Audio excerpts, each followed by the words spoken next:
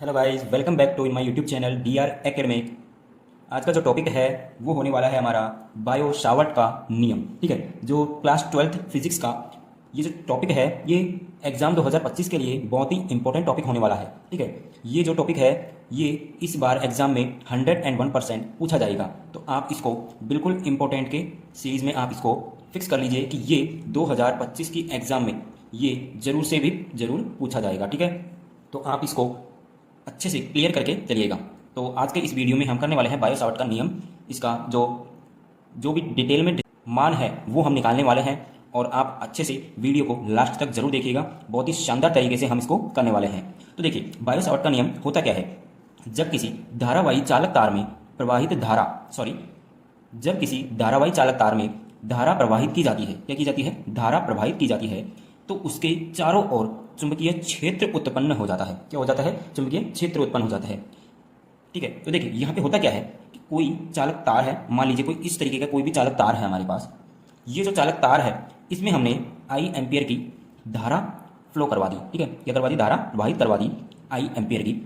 तो ये जो चालक तार है ना, जैसे ही इसमें धारा प्रवाहित होती है इसके चारों ओर हमारे पास चुंबकीय क्षेत्र उत्पन्न हो जाता है। क्या हो जाता है, चुंबकीय क्षेत्र उत्पन्न हो जाता है कुछ इस तरीके से।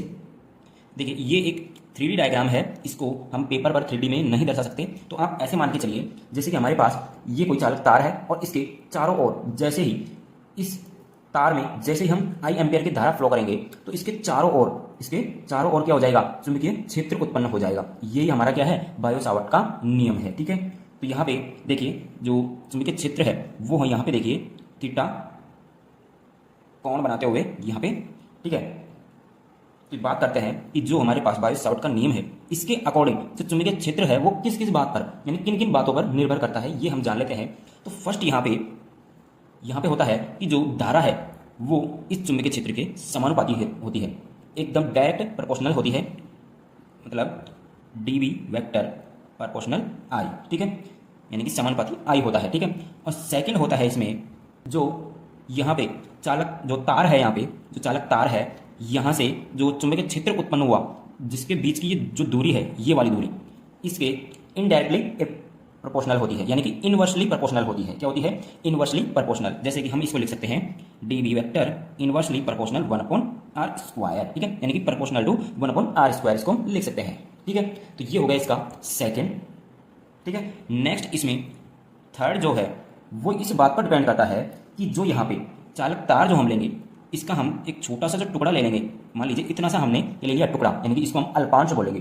जो ये अल्पांश है इसके लंबाई के समानुपाती होता है, तो यहाँ पे लिख सकते हैं डीबी वेक्टर समानुपाती होता है किसके, डीएल के। डीएल क्यों लिखा मैंने, क्योंकि यहाँ पे अल्पांश लंबाई बहुत ही छोटी दूरी की बात की गई है।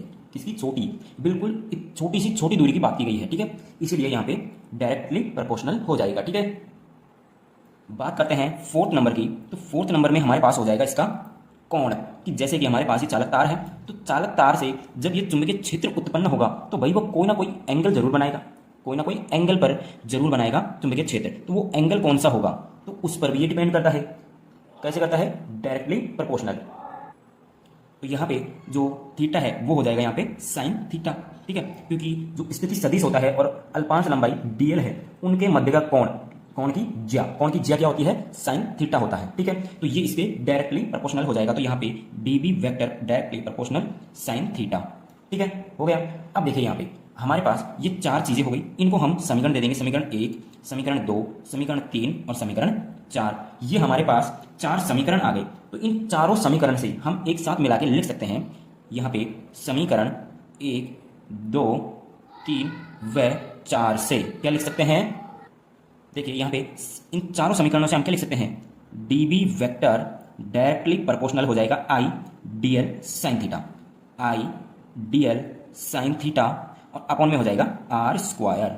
क्या हो जाएगा, r² हो जाएगा। ठीक है, जब यहाँ पे हमारे पास जो प्रोपोर्शनल का जो साइन हटेगा तो हमारे पास यहाँ पे एक कांस्टेंट आएगा, वो आएगा k, जिसकी वैल्यू आपको पता होगी क्या होती है, μ0/a 4a होती है। क्या होती है, μ0/4a होती है। ठीक है, तो यहाँ पे हम लिखेंगे dB वेक्टर बराबर k I dl sign theta upon r²। ठीक है। जब यहाँ पे के का जब हम मान पुट करेंगे तो यहाँ पे लिखेंगे डी बी वैक्टर बराबर म्यू नॉट अपॉन 4a और ये हो जाएगा I D L sine theta upon R square और यही हो जाएगा हमारे पास बायो सावर्ट का नियम। ठीक है, तो हम यहाँ पे लिख सकते हैं ये समीकरण आप 5 ले लीजिए और इस समीकरण को हम बोल सकते हैं कि इस समीकरण की सहायता से यहाँ पे बिंदु O मान के चलिएगा आप, ताकि यहाँ पे बोल सको कि चालक तार और बिंदु O के मध्य की दूरी जो कि कितनी है DL है। ठीक है, सॉरी DL नहीं है, R है। क्या है? R है। ठीक है, तो यहाँ पे आप बोल सके कि समीकरण 5 की सहायता से बिंदु O पर बिंदु O पर चुंबकीय क्षेत्र का मान ज्ञात किया जा सकता है। ठीक है, समझ गए बात को? तो आप यहाँ पे देखिए, आप यहाँ पे सोच रहे होंगे कि इतना सा लिखने से कि एग्जामिनर हमको 3 नंबर या 5 नंबर दे देगा? भाई नहीं देगा, 100% नहीं देगा। तो आपको करना क्या है, यहाँ पे जो मैंने ये पॉइंट लिखे ना, ये 1 2 3 4, ठीक है, ये जो पॉइंट लिखे इनको आपको लैंग्वेज में लिखना है, अपनी लैंग्वेज में। किसमें? अपनी लैंग्वेज में।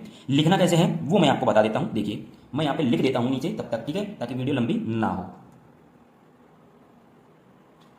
देखिए, यहाँ पे मैंने वो सारे पॉइंट अपनी लैंग्वेज में मैंने यहाँ पे लिख दिए हैं। देखिए, पहला पॉइंट यहाँ पे बोलता है कि चुंबकीय क्षेत्र का मान जो क्या है डीबी वेक्टर, तार में प्रवाहित धारा, कौन से तार में? जो हमारे पास धारावाही चालक तार था उसमें प्रवाहित जो हमने धारा की थी, यानी कि जो धारा है वो प्रवाहित की थी, उसके समानुपाती होता है। बिल्कुल होता है, हमने यहाँ पे मेंशन किया हुआ है। ठीक है, नेक्स्ट सेकंड यहाँ पे लिखवाया था कि चुंबकीय क्षेत्र का मान धारावाही अल्पांश के केंद्र से, क्या? धारावाही अल्पांश के केंद्र से। यहाँ पे देखिए, मैंने जो आपको यहाँ पे जो अल्पांश बताया था वो यहाँ पे बताया था, आप इस अल्पांश को यहाँ पे भी ले सकते हैं ताकि इसके केंद्र से ये हो सके, क्योंकि भाई जो चालक तार है इसमें पूरे में ही धारा प्रवाहित है, तो आप अल्पांश कहीं से भी ले सकते हैं और वो थीटा कोण वहीं से बन जाएगा। ठीक है, समझ गए आप इस बात को? तो उसके केंद्र से, यानी कि इस अल्पांश के केंद्र से बिंदु O के मध्य की दूरी जो कि कितनी है?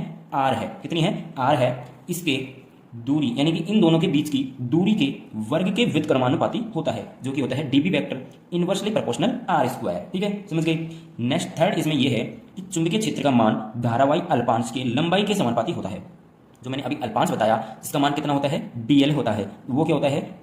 डायरेक्टली प्रोपोर्शनल होता है किसके? डीबी वेक्टर यानी चुंबकीय क्षेत्र के, जो इसके द्वारा उत्पन्न चुंबकीय क्षेत्र है उसके डायरेक्टली प्रोपोर्शनल होता है। ठीक है, नेक्स्ट इसमें फोर्थ है चुंबकीय क्षेत्र का मान स्थिति सदिश जो कि आर वेक्टर, जो कि यहाँ पे स्थिति सदिश क्या है?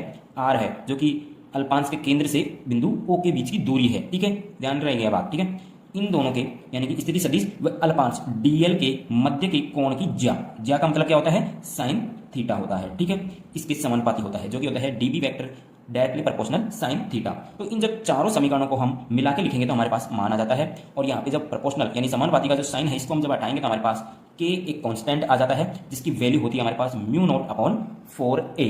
क्या होता है? Mu not upon 4a। इसका मान हम पुट करेंगे।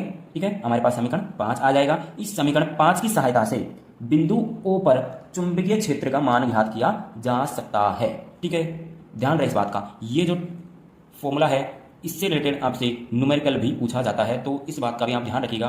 फॉर्मूला डायरेक्ट भी ध्यान रखिएगा, इस फॉर्मूले से ही आप इन चारों बातों को लिख सकते हो। समझे मेरी बात को? ठीक है, ज़्यादा कुछ नहीं है बायो सावर्ट नियम में, बस आपको ये फॉर्मूला याद रहना चाहिए, और जो यहाँ पे जो मान है ये IDL R स्क्वायर, ये आपको पता होनी चाहिए कि ये आखिर में है क्या। ठीक है, समझे मेरी बात को? तो बस यही था बायो सावर्ट का नियम। वीडियो अच्छा लगा तो लाइक करिए, चैनल को सब्सक्राइब करिए और अपने क्लासमेट के साथ शेयर जरूर से ज़रूर कीजिए। ठीक है, तो आज की वीडियो में बस इतना ही। मिलते हैं नेक्स्ट वीडियो में।